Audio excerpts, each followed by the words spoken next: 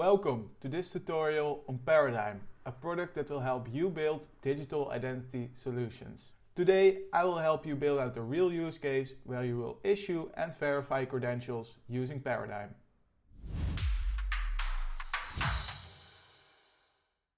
Today we are building an application in which students can enroll into university courses. When they have completed a course, they receive a credential, and with these credentials they can enroll into other courses. For example, here we have a list of all the courses available, and when I want to enroll into the TypeScript course, I have to show that I've completed the Introduction to JavaScript course. To make this work, we are going to build a total of 3 Paradym workflows. I'm also going to show you how to integrate Paradym into your application and how to set up a Paradym webhook. Everything shown in this video will be in the description down below, including the workflows and the demo repository of this application. Let's get started. We are going to build a total of 3 workflows. The first one will focus on registering our course credential template. The second workflow will focus on issuing a course credential once a course is completed, and the final workflow will focus on verifying course credentials once a student wants to enroll into a course. First, we need to register our course credential template. So let's create a workflow for that. Let's click New Workflow and call it Register Course Credential.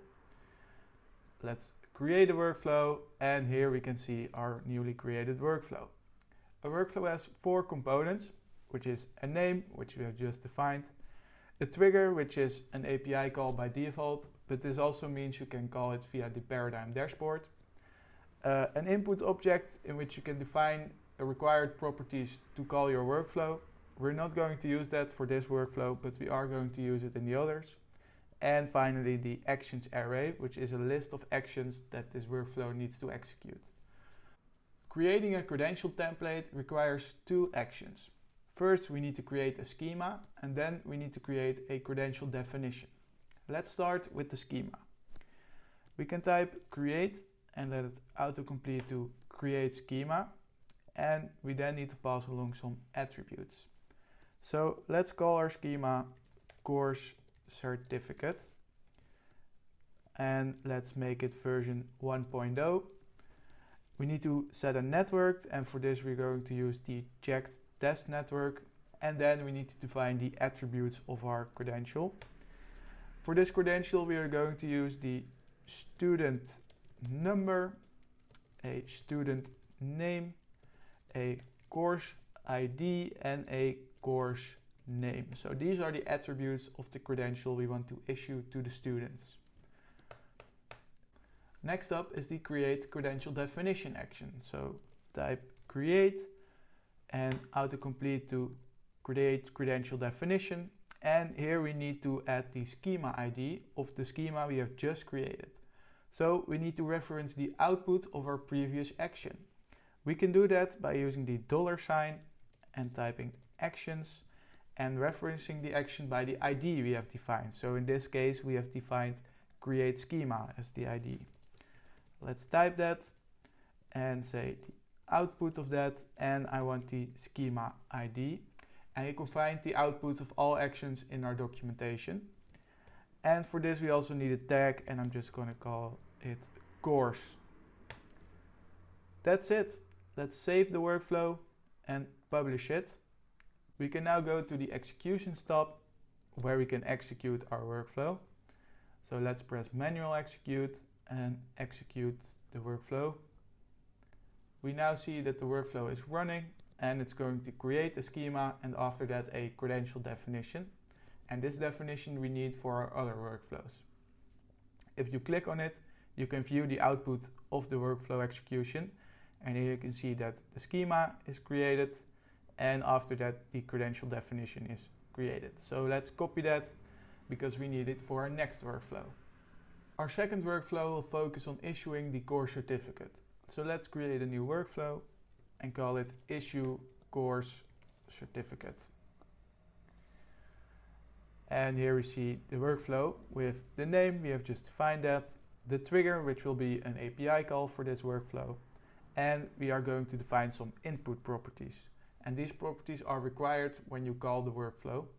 So let's say type object and the properties.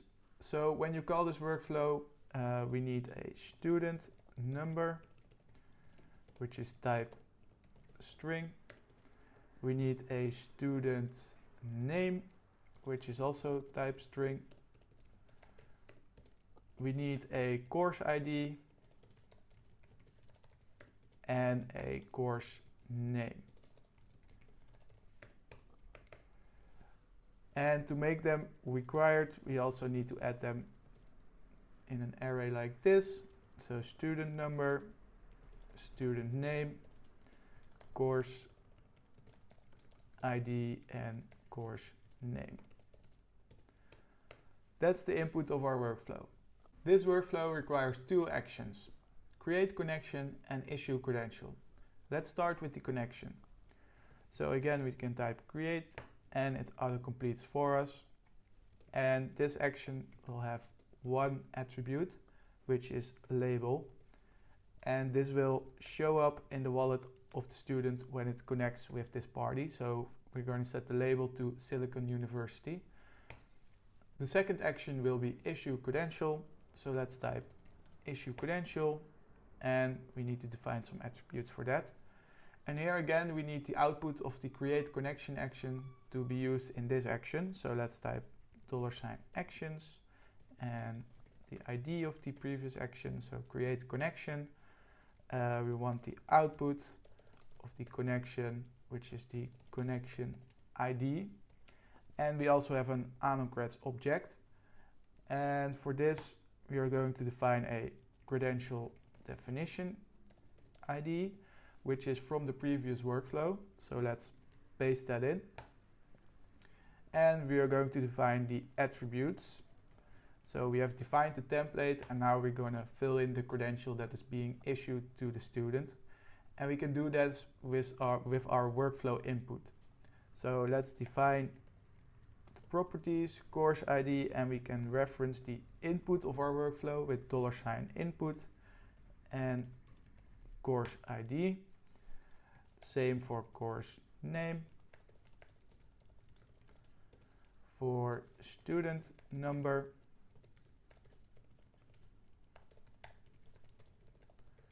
and for student name.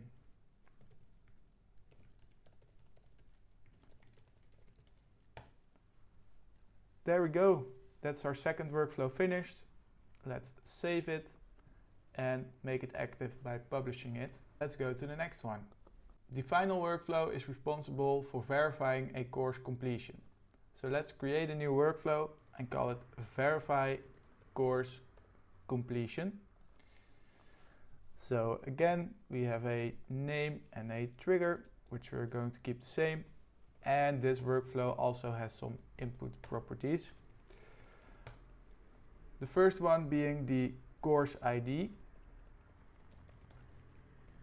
which is of type string, and the second one being the required course ID, which is also of type string.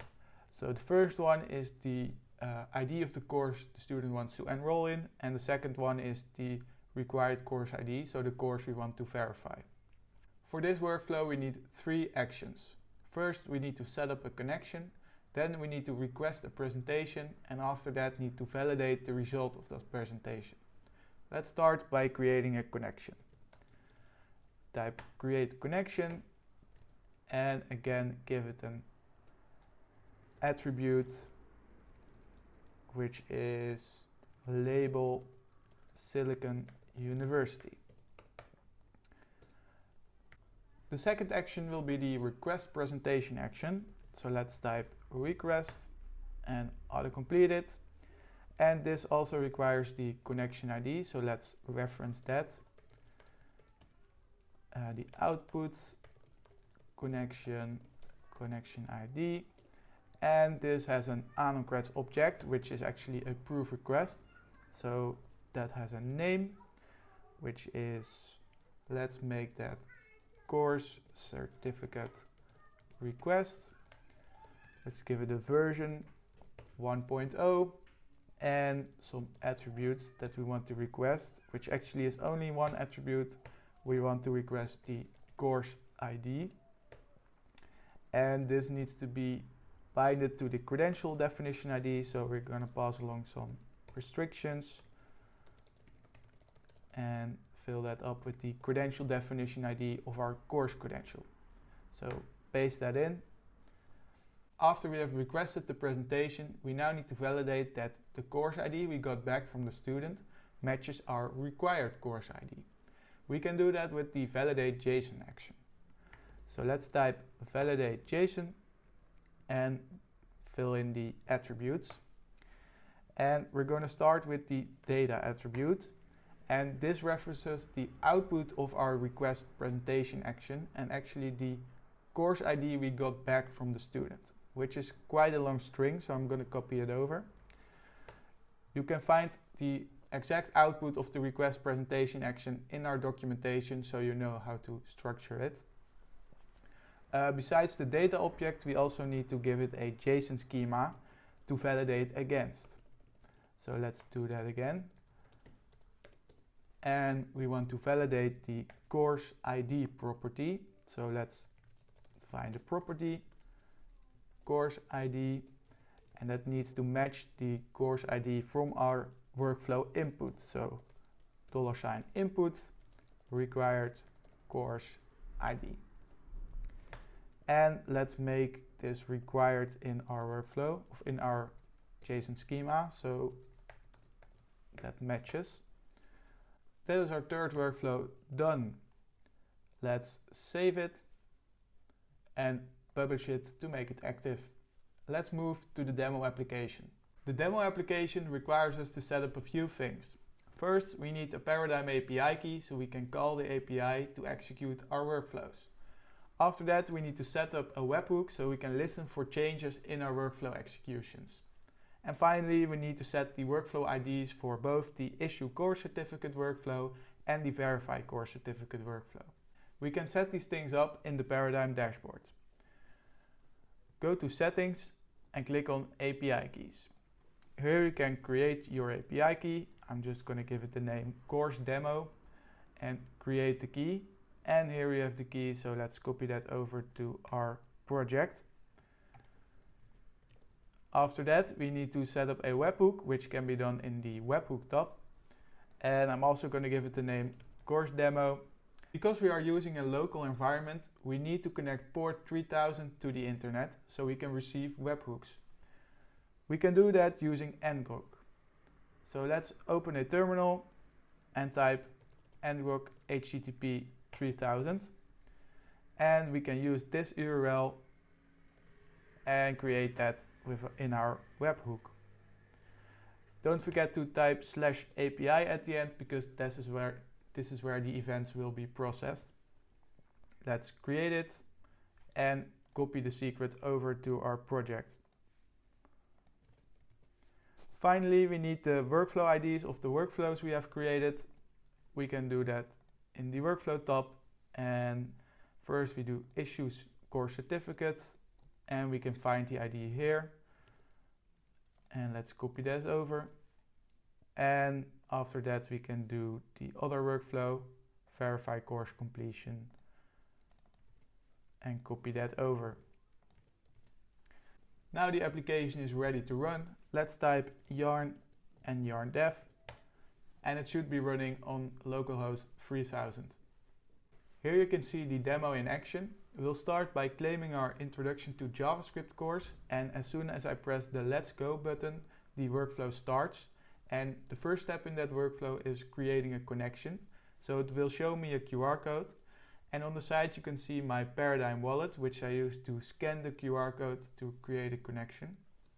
After the connection is set up, it will issue me my course credential, which you can see now that I receive a notification. And once I accept that, webhook events are being triggered and my backend is changing my status to credential received.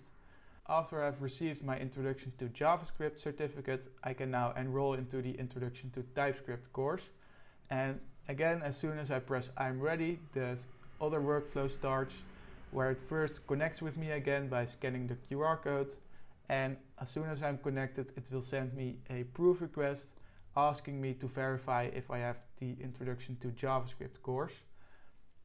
Here you can see the request. It will ask me for the course ID of my course certificate, and with the validate JSON action, it checks if that matches the required credential for this course. And here you can see that I am now enrolled into the TypeScript course. Thanks for watching this tutorial. Both the workflows and the demo repository can be found in the description below. Leave a like on the video and I'll see you in the next one.